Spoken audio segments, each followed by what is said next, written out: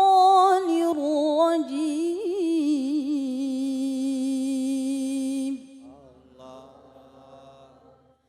بسم الله الرحمن الرحيم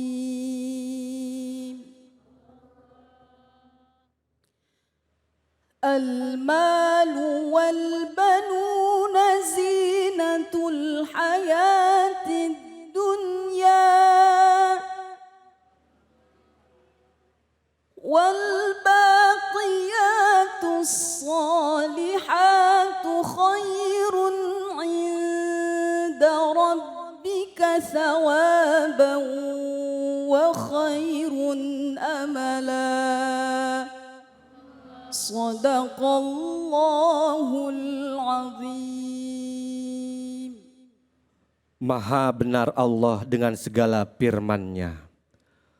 Harta dan anak-anak adalah perhiasan kehidupan dunia, tetapi amalan-amalan yang kekal dan lagi soleh adalah lebih baik pahalanya di sisi Tuhanmu, serta lebih baik untuk menjadi harapan. Quran Surat Al-Kahfi ayat 46. Mari sama-sama kita dengarkan tafsir Quran Surat Al-Kahfi ayat 46 dari guru kita, murabi kita yaitu Al-Mukarram Ustadz Abdul Kahfi. Tafadhol guru. Sallu ala Muhammad. Bismillahirrahmanirrahim. Assalamualaikum warahmatullahi wabarakatuh. Waalaikumsalam warahmatullahi wabarakatuh. Kalau bicara tentang surah Al-Kahfi ayat 46, diawali dengan kalimat al-malu wal banun zinatul hayatid dunya. Harta dan juga anak-anak itu adalah perhiasan dunia. Maka kalau saya tanya kepada Bapak Ibu hadirin sekalian, ada enggak yang enggak suka harta? Pasti semuanya suka. Suka sama harta? Suka. Suka enggak dengan putra putri Bapak Ibu? Pasti. Itu merupakan perhiasan dunia. Karena kehidupan ini kalaulah tidak ada al-mal wal banun itu tidak indah. Betul enggak? Akan tetapi kalau kita lihat al-mal banun itu artinya harta dan anak. Kalau kita lihat harta biasanya ada yang dia banyak hartanya, ada juga yang sedikit hartanya. Anak juga begitu, ada yang dia dianugerahi anak, ada juga yang mohon maaf belum dianugerahi anak oleh Allah Subhanahu wa taala. Maka kalimatnya di dalam Al-Qur'an zinah. Apa artinya zinah? Itu perhiasan. Ibu jamaah yang di sini ada yang pakai perhiasan enggak? Ada. Itu namanya perhiasan atau bukan? Sebelum jadi perhiasan seperti cincin, gelang, kalung, kira-kira bagus apa enggak? Emas sebelum ditempah, dicetak menjadi cincin, kilauannya tidak sebagus sekarang. Yang ibu-ibu kenakan cincin itu, betul enggak? Kalung, apalagi? Gelang, berlian, ya. Sebelumnya kalau kita lihat proses pembuatan emas, begitu kita kan ada tuh yang tradisional metode ayak pasir, itu tadinya tidak sekilau yang ibu-ibu pakai. Namun karena ditempah dengan benar, kemudian dipoles dengan benar, walhasil kilauan dari emas itu Masya Allah. Begitu ibu-ibu pakai, temennya ngelihat, cuing. Ya. Jadi bahan perhatian, jadi bahan kebanggaan, jadi bahan harapan. Harapan untuk apa? Nanti ketika ada butuh uang bisa langsung dijual. Betul enggak? Iya. Itulah mengapa Allah menjadikan al-mal wal banun, harta dan anak itu perumpamaannya seperti perhiasan. Anak pun begitu. Kalau dia ditempah dengan baik, dipoles dengan baik, diajarkan, dididik dengan baik, insya Allah anak itu akan menjadi harapan buat orang tuanya. Betul nggak? Jadi sumber kebahagiaan buat orang tuanya.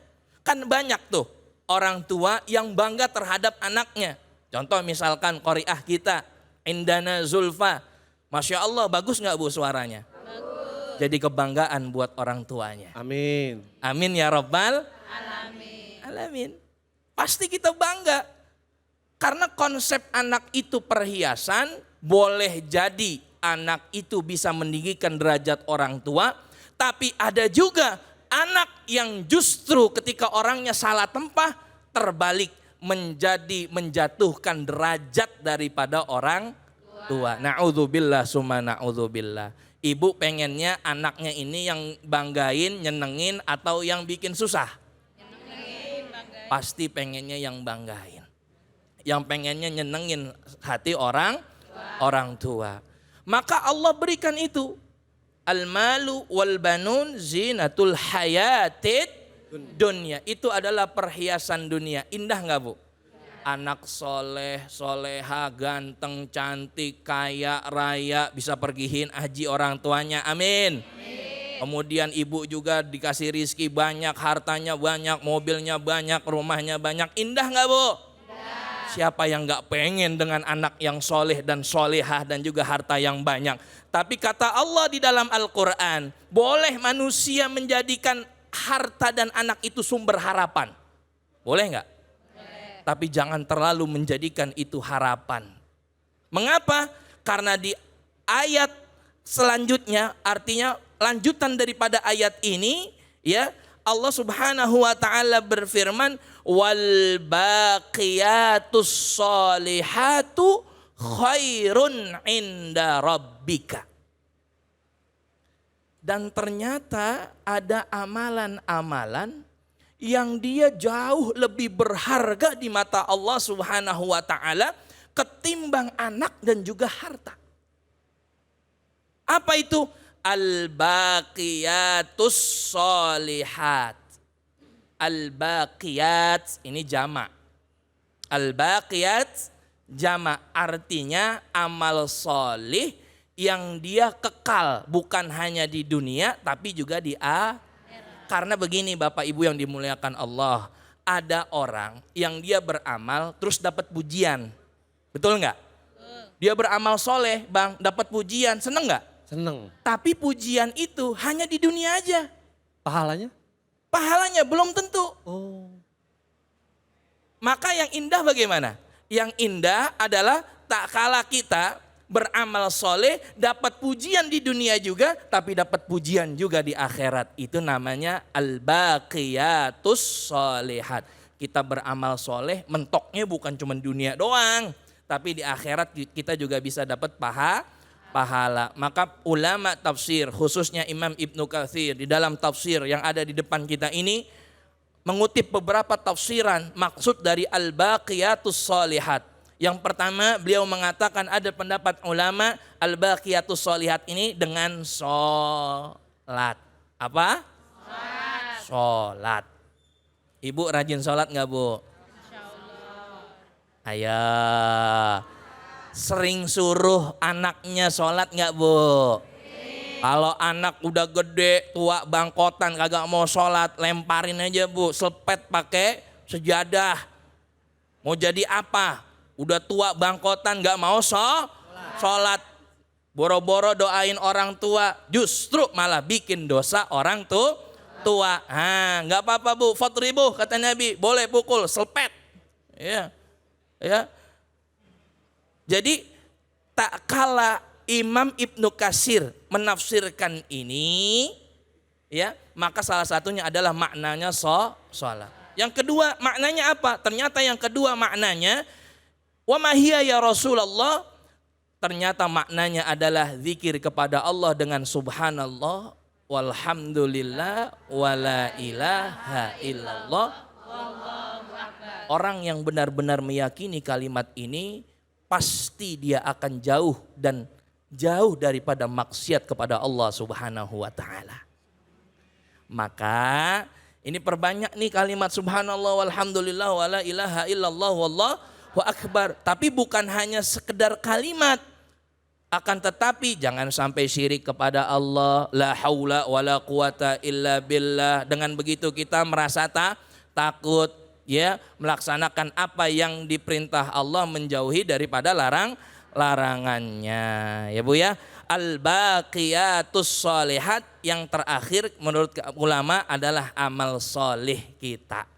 Ya, mudah-mudahan kita senantiasa bisa terus beramal solih. Khususnya kita juga bisa mendidik anak-anak kita, ya, berbuat baik, amal soleh. Ada lagi endingnya, ya, wal baqiyatus sholihat khairun inda rabbika wa khairun amala, dan itulah sebaik-baik harapan.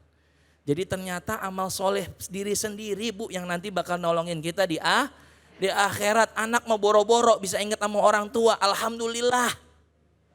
Boleh jadi setelah meninggal bukan kita didoain, malah berebut warisan, betul nggak? Betul. Iya, malah ada seorang anak yang nyumpahin orang tua buru-buru mati agar mendapatkan warisan. Na'udzubillah, summa na'udzu. Maka ya Rasulullah SAW bersabda, yahrumu ibnu Adam, anak Adam itu pasti akan tua. Wa yabqa ithnani, dua yang dia kekal, apa? Al-hirsu wal amal, keinginan, harapan, dan juga angan-angan. Nah, makanya kita berangan-angan, minta sama Allah memiliki harapan. Mudah-mudahan dengan kita senantiasa menjadikan al-baqiyatus sholihat, amal soleh, jaga sholat, jangan syirik sama Allah, jaga keluarga daripada perbuatan yang buruk. Mudah-mudahan itu menjadi penolong nanti kita di akhirat. Amin. Begitu bertemu Allah kita nggak malu karena kita punya bekal amal soleh. Begitu kita wafatnya juga dalam keadaan husnul khatimah. Amin ya rabbal alamin. Wallahu a'lam bissawab. Baik, terima kasih kepada Ustadz Abdul Kahfi, luar biasa penjelasannya. Dan memang betul Ustadz Guru, ada orang tua ngelihat anaknya sakit, pengen orang tua ini anaknya umurnya panjang. Tapi ada anak yang orang tuanya sakit, pengen buru-buru orang tuanya meninggal buat ngerebutin harta warisan. Na'udzubillah. Mudah-mudahan kita terhindar dari hal yang seperti itu. Mudah-mudahan anak-anak kita jadi mahkota keluarga nanti di saat di hadapan Allah bisa memberikan tempat surga yang indah yang Allah berikan untuk kita semuanya.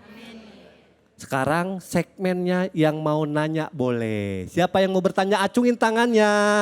Ini mah semuanya semangat semua. Yang mana ya? Cantik-cantik semua. Yang ini nih silakan. Ibu yang itu ya. Ibu siapa dari mana? Bismillahirrahmanirrahim. Assalamualaikum warahmatullahi wabarakatuh. Waalaikumsalam warahmatullahi wabarakatuh. Perkenalkan, nama saya Ibu Nuriyah dari Majelis Taklim Al-Mulisin RT 5 LW 04 Pancoran Mas Depok. Ya. Saya mau nanya Ustadz tentang putra-putri saya atau cucu saya. Bagaimana cara mendidik putra-putri saya atau cucu saya untuk sholat tepat pada waktunya, jangan entar-entar. Iya. Mohon dijawab. Ibu udah tepat tadi sholatnya belum? Insya Allah. Insya Allah, ya alhamdulillah. Ibunya udah ngasih contoh berarti aman. Tapi untuk mempertebal keyakinan cara mendidik, kita serahin nama Ustadz ya. Betul. Jangan nama saya. Iya, takutnya saya masalah. Ustadz Guru. Assalamualaikum warahmatullahi wabarakatuh. Waalaikumsalam warahmatullahi wabarakatuh. Masya Allah, ini namanya bagus sekali ya Ibu Nur. Niat ingin menjadikan anak-anaknya itu yang rajin sholat. Amin ya rabbal alamin. Baik, memang ini sangat sulit ya. Apalagi di zaman sekarang teknologi itu semakin canggih. Anak-anak itu lebih memilih main HP ketimbang sholat. Kadang bahkan sering lalai ketika ada handphone, gamenya belum selesai, dia disuruh sholat. Nanti dulu, tunggu 1 game 2 game lagi ya, kan kayak gitu ya. Iya, ibu mungkin punya cucu, punya anak seperti itu ya. Ini menjadi problem buat kita semua. Yang pertama, ya, memang anak-anak itu sedang masa-masanya main. Ya, yang pertama, orang tua harus menjadi orang tua yang tegas. Ingat. Orang tua harus menjadi orang tua yang tegas. Waktunya main. Waktunya sholat, Sholat. Ketika orang tua sudah memiliki ketegasan dalam mendidik anak, insya Allah anak menjadi segan. Tapi terbalik, ketika orang tuanya ini mohon maaf terlalu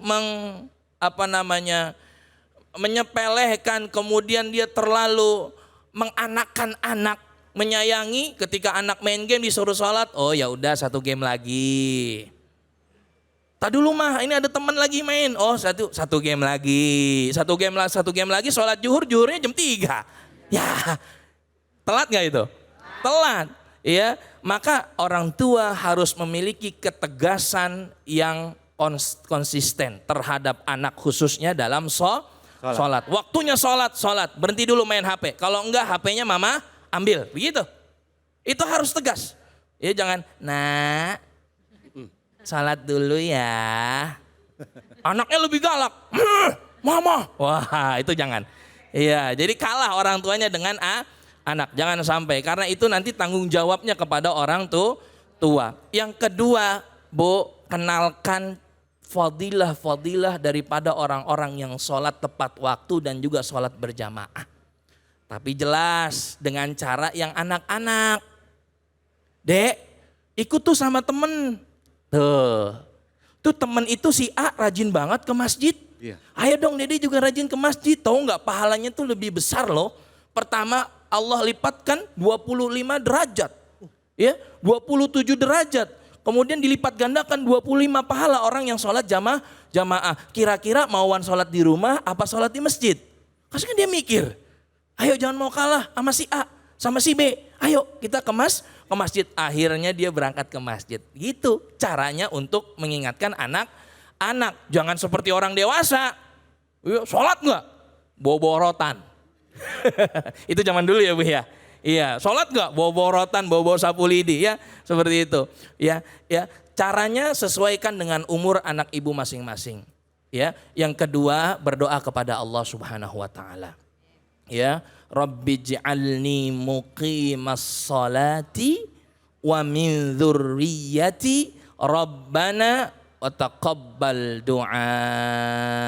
Ya Allah, jadikanlah keturunanku ini keturunan yang dia mau dan rajin mengerjakan dan mendirikan sholat. Ya Allah, terimalah doaku. Ya, kalau kita udah lakukan semaksimal mungkin, terus berdoa kepada Allah.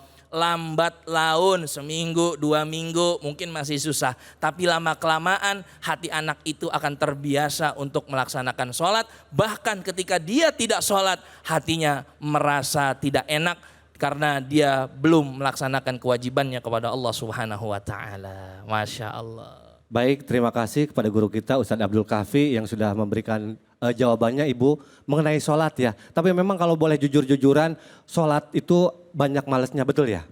Sholat apa yang paling malas kira-kira Ibu? Sholat subuh, zuhur, asar, apalagi maghrib sama isya. Ya, semuanya itu. Itu semuanya ya. Iya, semuanya. makanya kita harus terus belajar sama guru-guru supaya kita semangat terus ya.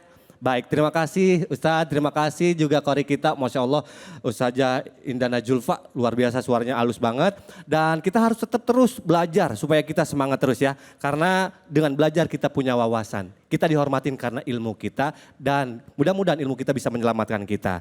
Jangan kemana-mana, Ibu tetap di sini, pemirsa yang ada di rumah juga tetap di sini karena setelah yang satu ini kita akan mendengarkan guru kita, murabi kita yaitu Kiai Haji Nurul Badrut Tamam dengan pembahasan tafsir Quran surat At-Tagabun ayat 15.